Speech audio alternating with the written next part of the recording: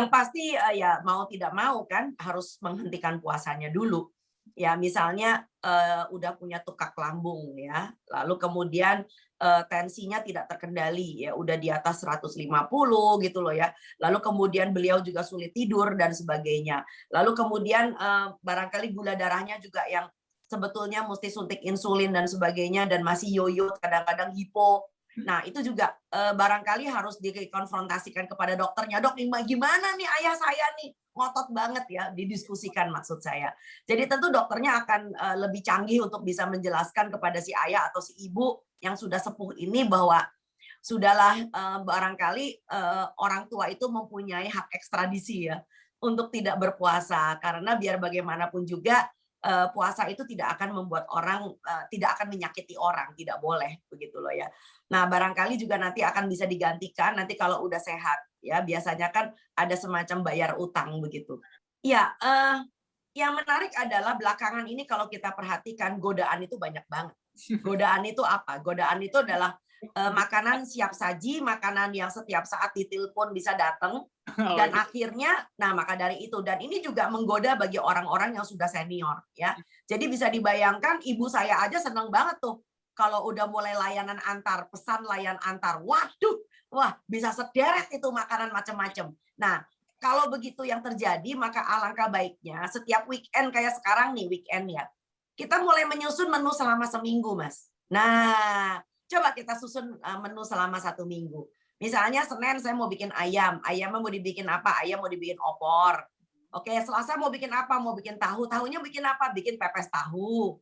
Jodohnya sayur bening. Rebo harinya ikan, ikannya mau dibikin apa? Ikannya mau bikin ikan bakar. Gue mangannya nganggo urap, gue enak. Hari Kamis ganti mau bikin apa? Mau bikin tempe, tempenya bikin apa? Tempe orek atau bacem. Jodohnya apa? Misalnya sayur sop. Hari Jumat kan ganti lagi, mau pakai jamur, proteinnya jamurnya diapain? Jamurnya dipepes. Jodohnya apa? Pakai sup oyong, pakai telur. Saya udah hafal Mas kayak gitu karena aku melakukan.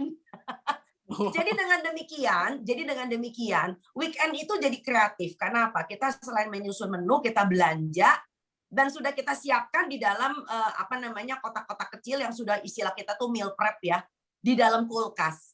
Sehingga dengan demikian kita kalau mau beli makanan juga pertama kita bisa hemat, nggak usah beli di luar kan gitu loh. Dan yang kedua, makanan yang kita olah sendiri tentu akan lebih terjamin kebersihannya dan isinya gitu ya. Jadi kita nggak bakal menggunakan produk-produk seperti kayak misalnya tepung-tepung yang berlebihan, lalu pakai kecap, pakai pemanis segala macam, itu tidak. Karena kita tahu banget bagaimana bikin tempe orek yang sehat. Kita tahu banget bagaimana bikin kari yang tidak dihangatkan berulang-ulang gitu loh ya. Jadi alangkah baiknya kalau misalnya toh orang tua juga tinggal tidak serumah sama kita barangkali bisa membuatkan menu seperti ini.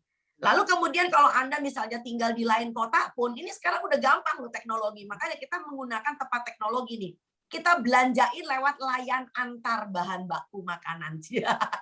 Jadi mudah banget ya, karena kita sekarang punya aplikasi-aplikasi, itu gunanya teknologi, aplikasi, belanjain orang tuanya. Nah, apalagi kalau mamahnya masih pintar masak ya, atau ayahnya masih senang di dapur. So, belanjakan saja bahan bakunya dan biarkan mereka mempunyai kreativitas. Kabar baiknya adalah orang tua Anda jadi tidak nganggur. Ya, kalau memang itu atas rekomendasi dokter, saya tidak ada masalah. Tetapi tolong diingat, ada beberapa obat untuk nyeri lambung yang akhirnya membuat Anda nggak bisa BAB loh. Nah, ya, jadi ada beberapa hal yang harus kita bayar akibat kalau kita main dokter-dokteran sendiri. Jadi alangkah baiknya kalau memang kita mengalami sakit mah, ya karena berpuasa atau gastritis atau dispepsi, coba tanya sama dokternya. Dok, sebaiknya jenis obat yang saya pakai apa? Dokter zaman sekarang kan enak bisa dihubungin lewat telepon, bisa online, bisa segala macam, nggak harus Anda pergi ke dokternya. Apalagi kalau dokter keluarga, tentu lebih mudah untuk dihubungi. Karena begitu banyak obat-obatan yang memang dipakai, seperti misalnya ada yang digunakan untuk melapisi dinding lambung. Ya, nah itu yang kita kenal tuh seperti kayak cairan yang bentuknya kayak susu kan? Ya, itu adalah ya. Obat minum ya, itu gunanya untuk melapisi lambung. Ada lagi juga obat yang kerjanya untuk menahan supaya asam lambungnya tidak terlalu banyak diproduksi.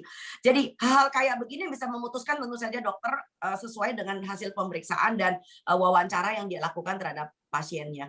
Jadi menurut saya itu. Jadi jangan main dokter-dokteran sendiri, terlalu berbahaya. Terima kasih sudah nonton. Jangan lupa like, subscribe, dan share ya.